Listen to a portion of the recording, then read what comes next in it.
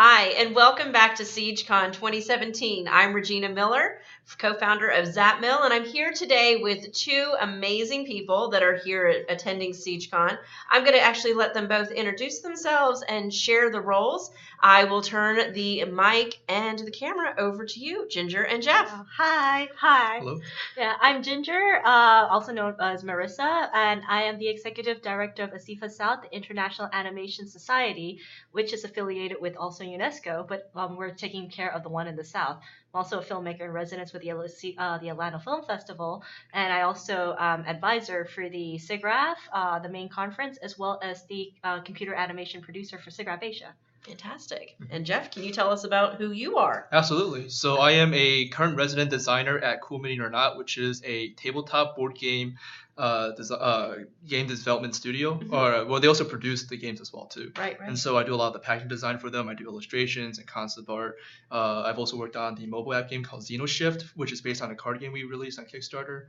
And on my own time, I also do a lot of freelancing. And so right now, I'm working with Black Age Studios, where we are demoing one of our 3D FPS games. It's like a horror adventure thriller game. It's made in Unreal Engine 4, and we're demoing that in the expo hall today. Oh, fantastic. Not at right this moment. I was going to say, we're definitely going to get around to definitely talking about that, because one of the things that we definitely had a conversation before we started the interview was, I think one thing that kind of is a myth or mystery is everyone believes video games are the only game. So can you both talk about that? Because we had actually a great dialogue about what actually is happening here in Georgia with other types of gaming. Yeah, you want to start first? Yeah, sure. So Cool Mini or Not has become one of the larger, more powerhouses here in Georgia in terms of tabletop gaming.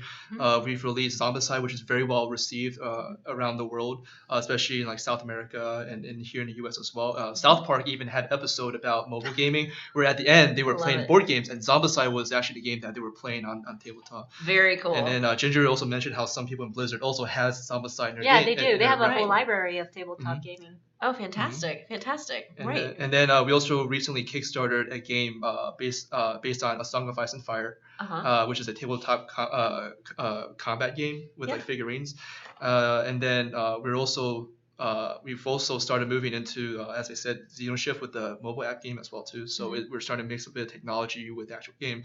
So when the company's called Cool Mini or Not, it's not just miniatures. We do a whole host of other games. And if you go on the website, you'll notice what's there. But tell us what that website is. It's called cmon.com.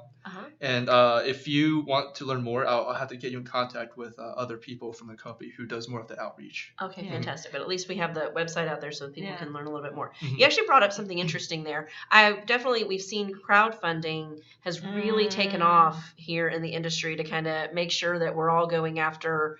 What is that thing that everybody seems to need is the money, right? So I was going to say, do we need money? No, I know, right? Ginger, do you want to talk about that? Yeah, or both share that? It's very interesting too, because when he was talking about tabletop gaming and stuff like that, I was like, things that are merchandises usually do really well selling on Kickstarter because there's a physical, tangible object. It's like that you get from it too. Right. But the other thing too is that incorporating new different technology seems to be very, very like possible, and seems like that's where things are headed too. Because like with tabletop gaming, there's like the chances to add an AR, like how now you see like some prototypes coming out, they're like, oh, Yu-Gi-Oh is gonna get this game, and you even see like other things where they're incorporating like projection mapping onto the stuff itself too. So I was like, everything is merging. So on computer gaming, there's VR and AR, and then why are they trying to get people to actually be able to interact more with an environment? It's all the same. It's also the same thing to me. It's that like with all these technology, it's all converging. Exactly.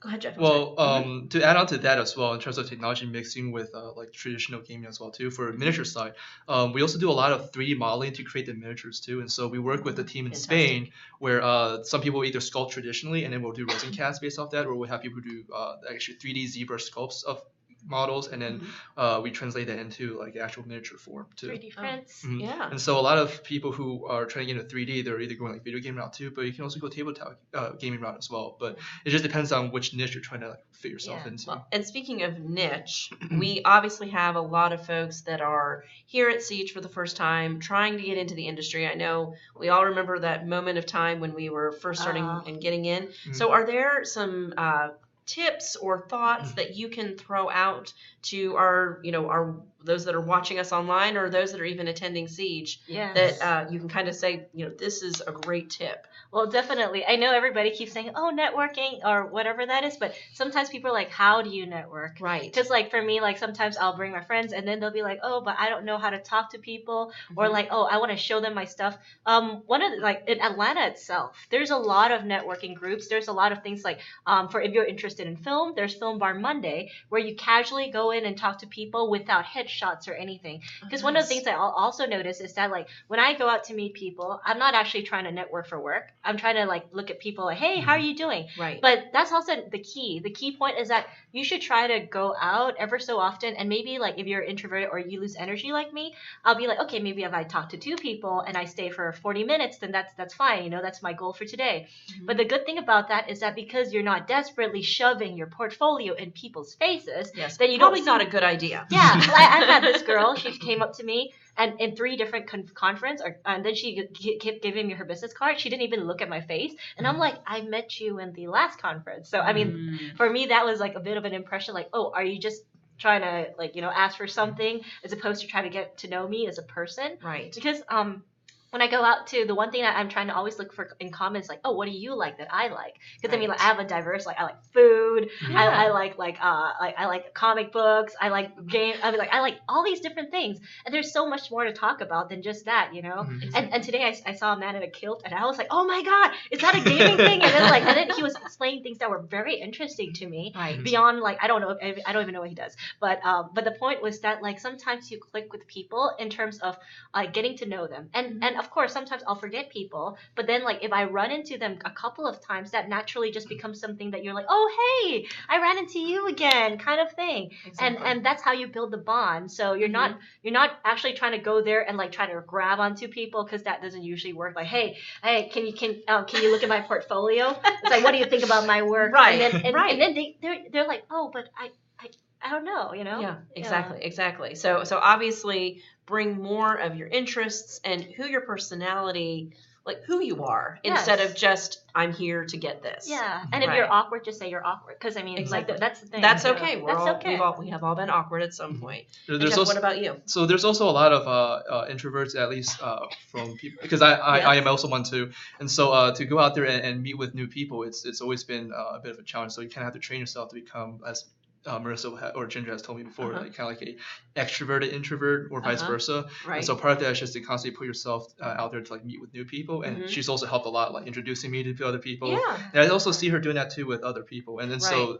the familiarity definitely helps break down the barrier. Right. But on top of that, about to go back to what you were asking about too, like things you can do to I guess break an industry or improve where you're standing. And I think it's also to keep busy, because a lot of times I hear people saying, oh yeah, I got this one idea, I'm gonna do some writing, and they never do it. Right. And so for me, I feel like, every day you just gotta start somewhere. If you want to do a doodle, do a doodle, and eventually it gets built on to something bigger and it snowballs from there.